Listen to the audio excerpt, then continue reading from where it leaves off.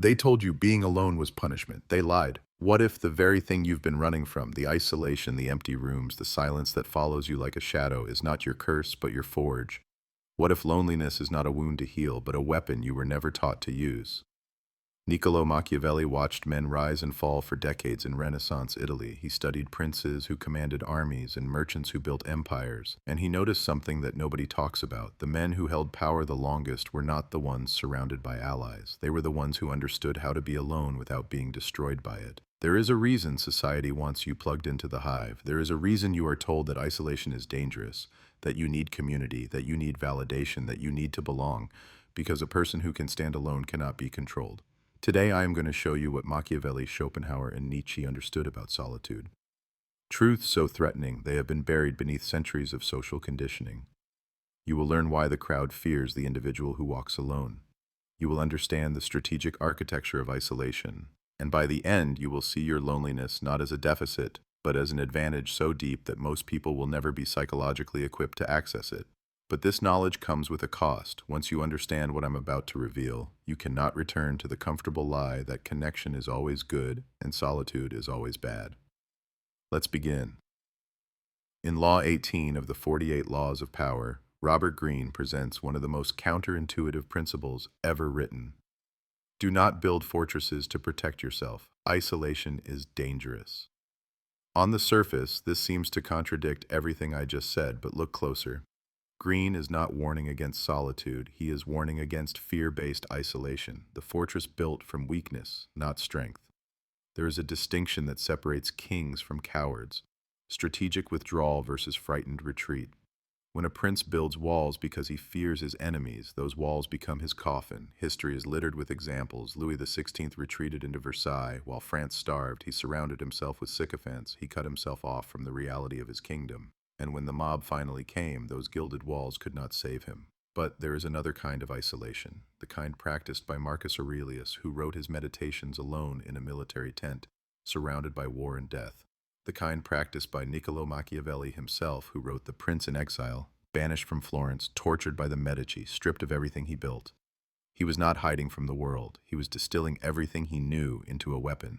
Machiavelli wrote from isolation, but not from fear. He wrote from fury, from clarity, from a position where he had nothing left to lose, and therefore nothing left to distort his perception. That is the difference. The weak man builds a fortress to escape the world. The strong man builds a laboratory to understand it.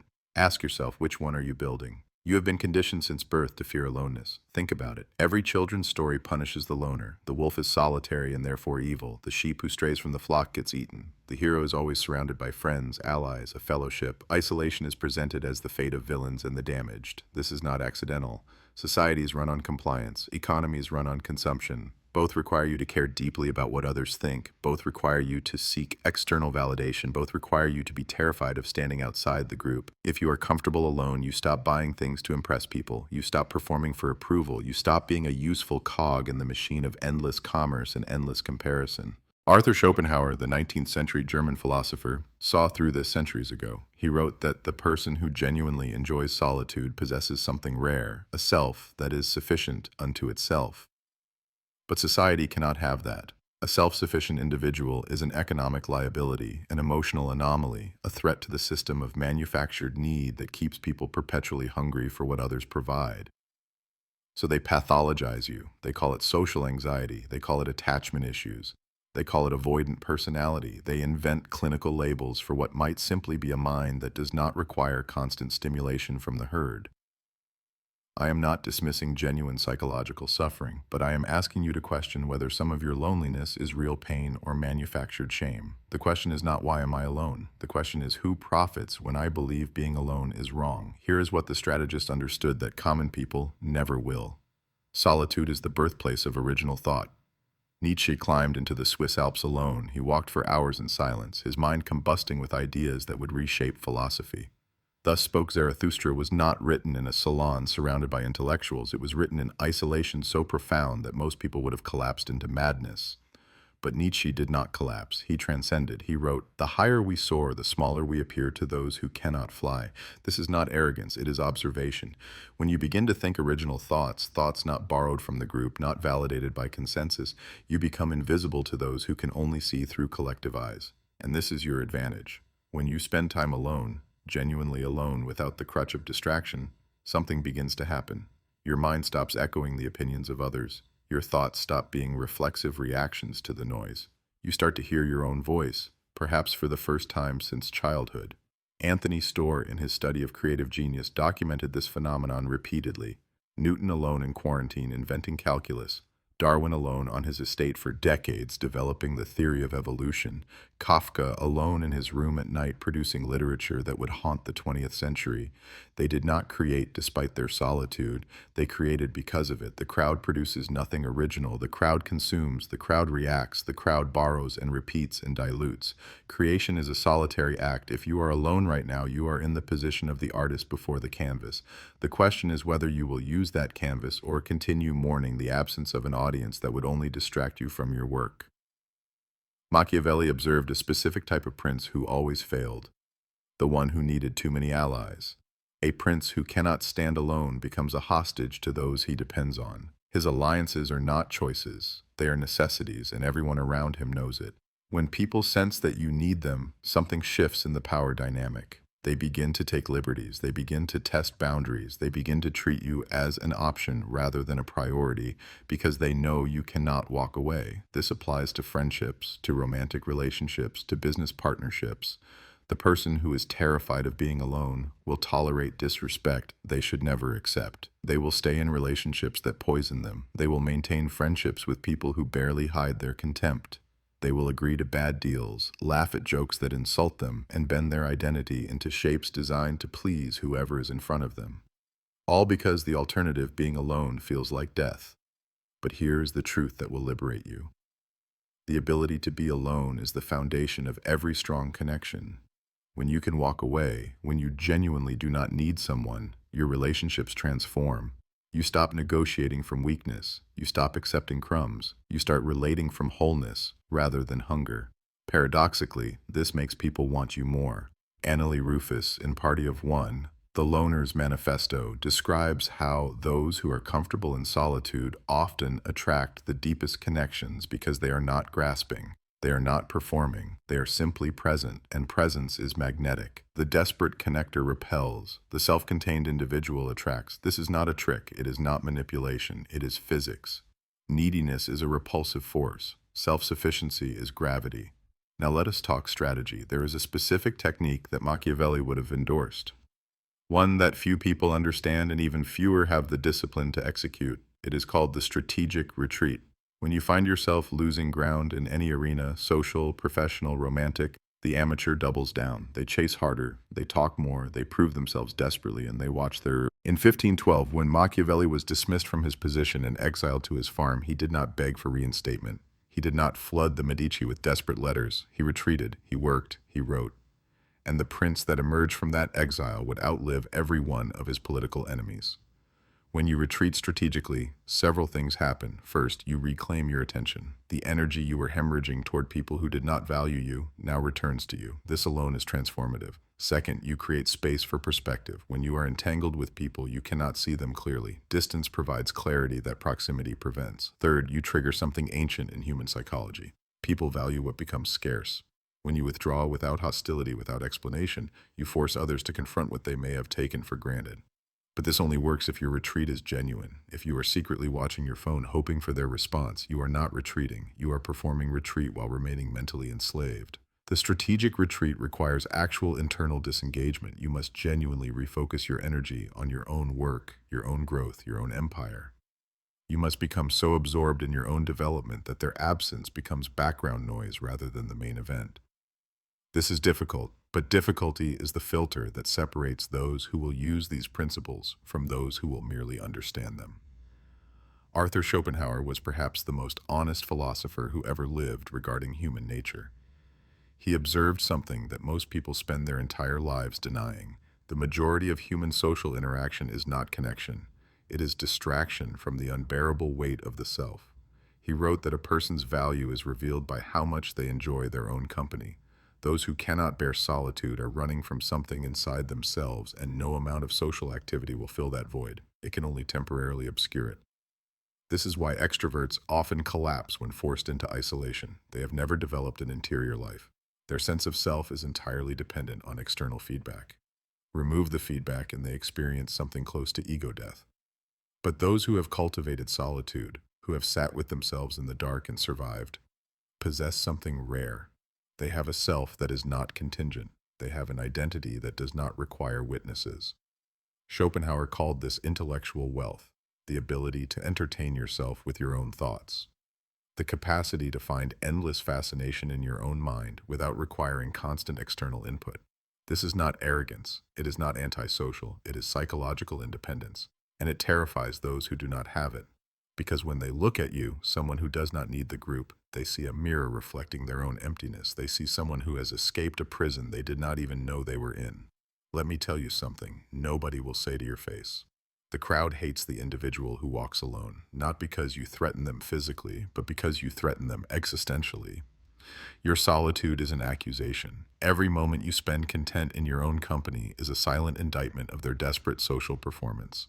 Every time you choose not to attend the party, not to engage in the gossip, not to chase the approval they spend their lives chasing, you expose the possibility that they did not have to live the way they have been living, and that is unforgivable. So they will mock you, they will pathologize you, they will call you antisocial, weird, too intense, no fun, difficult. Let them. Nietzsche warned us about the herd mentality, the way the masses enforce conformity, not through laws, but through social pressure, the raised eyebrow, the whispered judgment, the slow exclusion of anyone who does not comply. But the herd's power only works on those who still want to belong. The moment you genuinely release the need for their acceptance, their weapons become impotent, their contempt becomes irrelevant, their judgment becomes what it always was, the frightened bleating of those who cannot imagine existence outside the flock. Susan Cain documented in Quiet how introverts have been systematically devalued in Western culture. The extrovert ideal, gregarious, talkative, attention-seeking, has been positioned as health itself. Meanwhile, the contemplative, the reserved, the solitary are treated as broken versions of the correct personality.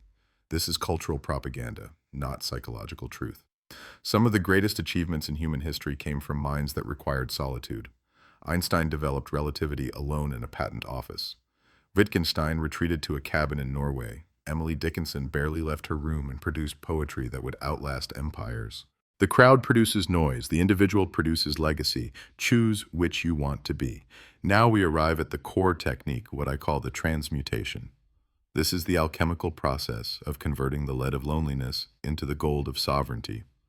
Most people never complete this transformation because they are too busy medicating their solitude with cheap distractions. They scroll, they swipe, they numb, they fill every silent moment with noise because they cannot face what the silence contains. But you are still here, which means you might be ready. The first stage of transmutation is acknowledgement. You must stop pathologizing your aloneness, stop treating it as a problem to solve or a disease to cure. Your solitude is not a symptom, it is raw material. Every hour you spend alone is an hour uncontaminated by the opinions, expectations, and projections of others. This is extraordinarily rare. Most people live their entire lives never experiencing a single day of genuine psychological independence. Their thoughts are borrowed, their preferences are manufactured, their identity is a composite of influences they never examined. But you in your isolation have access to something they do not, an unmediated relationship with your own mind. The second stage is excavation. In solitude, without the distraction of social performance, you begin to encounter parts of yourself you have been avoiding, fears you suppressed, desires you denied, shadows you pretended did not exist. This is where most people retreat back to the noise. The excavation is painful. You find things buried inside yourself that you do not want to face. But Machiavelli understood that the leader who does not know his own weaknesses will be destroyed by them. Self-knowledge is not optional. It is strategic necessity, and self-knowledge is only available to those willing to sit in the dark long enough to see what is there. The third stage is integration. You take what you discover, the fears, the wounds, the shameful desires, the unacknowledged rage, and you incorporate it into your conscious identity. You stop pretending to be only light. You accept the darkness and therefore gain power over it. Carl Jung called this shadow work, but Machiavelli was practicing it centuries before psychology gave it a name. He integrated the ruthless parts of human nature that polite society pretends do not exist. And because he accepted them, he could wield them rather than being controlled by them. The fourth stage is construction. Having cleared the debris of conditioning, having excavated and integrated your hidden self, you now have something most people never possess, a foundation. From this foundation, you can build deliberately, not according to social expectation, not according to peer pressure, not according to what will get the most approval. You build according to your own architecture. This is what it means to become sovereign. A sovereign is not someone who rules others. A sovereign is someone who rules themselves. Their kingdom is internal. Their throne is psychological, and no external circumstance can truly dethrone them because their power does not depend on external conditions. The crowd produces noise. The individual produces legacy. Choose which you want to be. Now we arrive at the core technique, what I call the transmutation. This is the alchemical process of converting the lead of loneliness into the gold of sovereignty. Most people never complete this transformation because they are too busy medicating their solitude with cheap distractions. They scroll, they swipe, they numb, they fill every silent moment with noise because they cannot face what the silence contains. But you are still here, which means you might be ready. The first stage of transmutation is acknowledgement. You must stop pathologizing your aloneness. Stop treating it as a problem to solve or a disease to cure. Your solitude is not a symptom, it is raw material. Every hour you spend alone is an hour uncontaminated by the opinions, expectations, and projections of others. This is extraordinarily rare. Most people live their entire lives never experiencing a single day of genuine psychological independence. Their thoughts are borrowed, their preferences are manufactured, their identity is a composite of influences they never examined. But you in your isolation have access to something they do not, an unmediated relationship with your own mind. The second stage is excavation. In solitude, without the distraction of social performance, you begin to encounter parts of yourself you have been avoiding, fears you suppressed, desires you denied, shadows you pretended did not exist. This is where most people retreat back to the noise. The excavation is painful. You find things buried inside yourself that you do not want to face.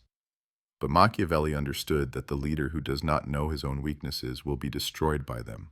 Self-knowledge is not optional.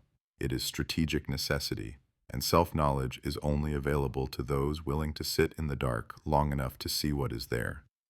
The third stage is integration. You take what you discover, the fears, the wounds, the shameful desires, the unacknowledged rage, and you incorporate it into your conscious identity. You stop pretending to be only light. You accept the darkness and therefore gain power over it. Carl Jung called this shadow work, but Machiavelli was practicing it centuries before psychology gave it a name. He integrated the ruthless parts of human nature that polite society pretends do not exist. And because he accepted them, he could wield them rather than being controlled by them. The fourth stage is construction. Having cleared the debris of conditioning, having excavated and integrated your hidden self, you now have something most people never possess, a foundation. From this foundation, you can build deliberately, not according to social expectation, not according to peer pressure, not according to what will get the most approval. You build according to your own architecture. This is what it means to become sovereign. A sovereign is not someone who rules others. A sovereign is someone who rules themselves. Their kingdom is internal. Their throne is psychological, and no external circumstance can truly dethrone them because their power does not depend on external conditions. This is what your solitude can give you if you are willing to take it. Let me show you this transmutation in action through history. In 1302, Dante Alighieri was exiled from Florence, banished under penalty of death if he ever returned. He lost his political position, his property, his home. He wandered Italy for the rest of his life, never seeing his city again. Most men would have been destroyed, but Dante took his exile and transmuted it into something immortal. The Divine Comedy, one of the greatest literary works ever created, was written in that wandering isolation. The journey through hell, purgatory, and paradise was not just allegory, it was autobiography, a man who had lost everything descending through his own darkness and emerging transformed. Dante's exile was not his punishment, it was his liberation. Had he remained in Florence, caught up in political games and social performance, he would have died as a minor politician remembered by no one. His exile freed him from the distractions that would have consumed his genius.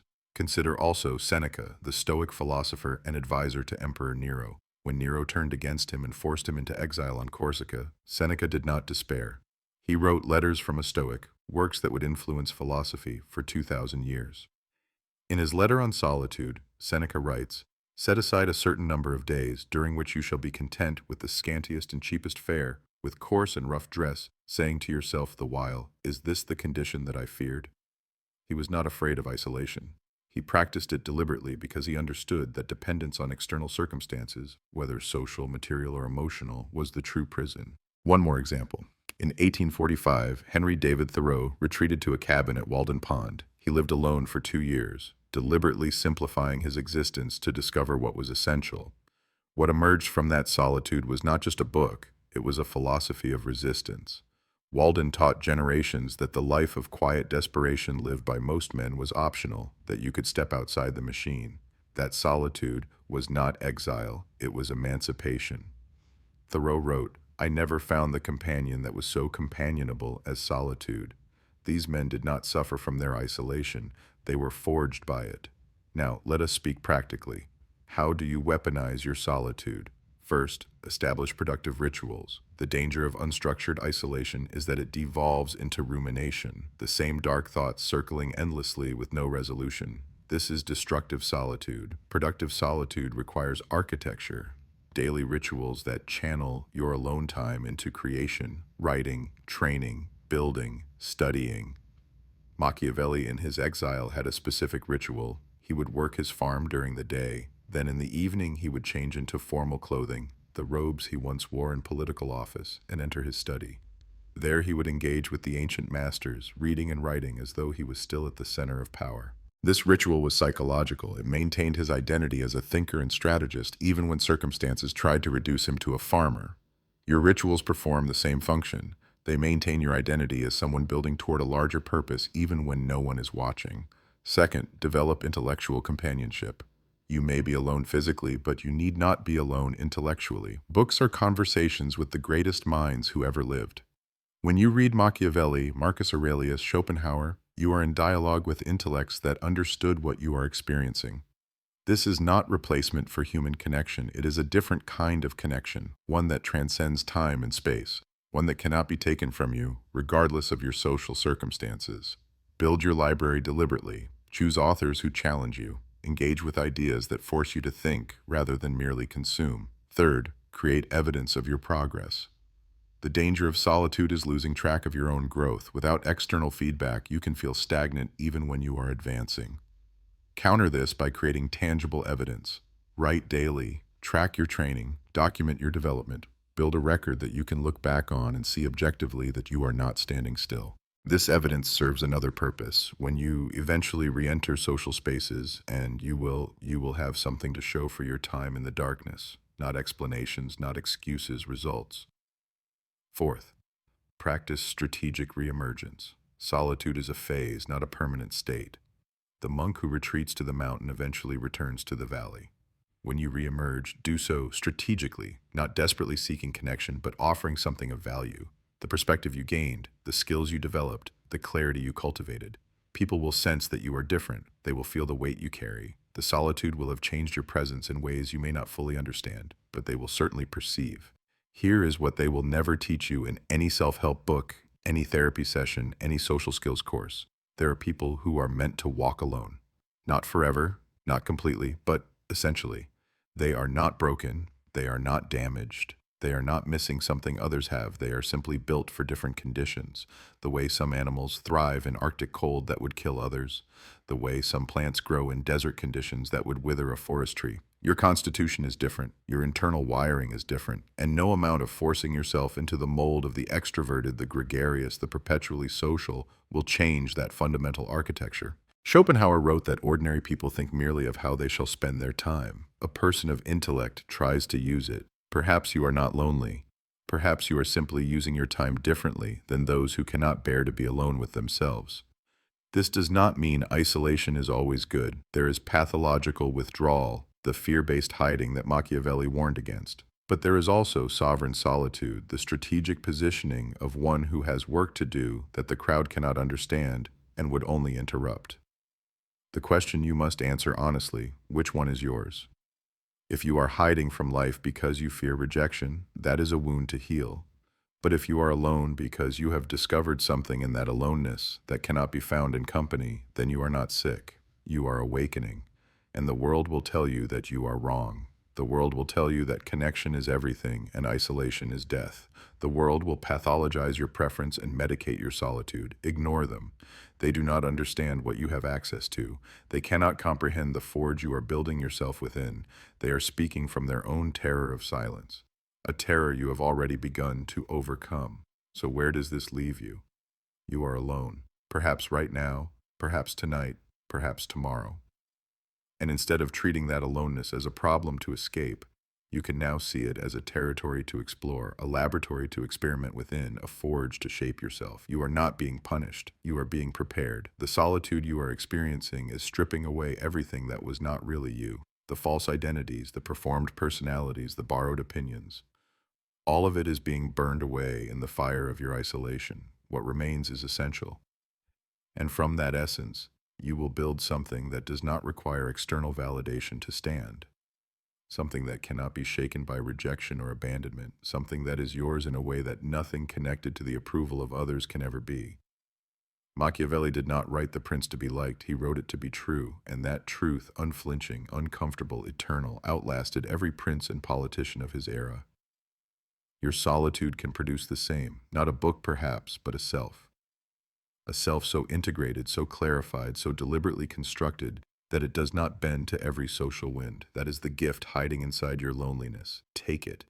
There is more I want to show you, layers of this that I cannot reveal here. If this resonated, if something in you recognized these words as something you already knew but had never heard spoken, understand this. What I share publicly is only the surface. There are territories of human psychology I cannot discuss openly. There are strategies of power and self-mastery that would be suppressed, demonetized, buried by those who benefit from keeping you asleep. If you're still here at the end, you are not like the others who clicked away. Subscribe if you haven't already. And as you close this video, carry this thought with you. The next time you are alone, truly alone, and that familiar ache begins to rise, stop. Ask yourself, what if this is not my sentence but my preparation? The crowd cannot hear what the silence is teaching you, but you can.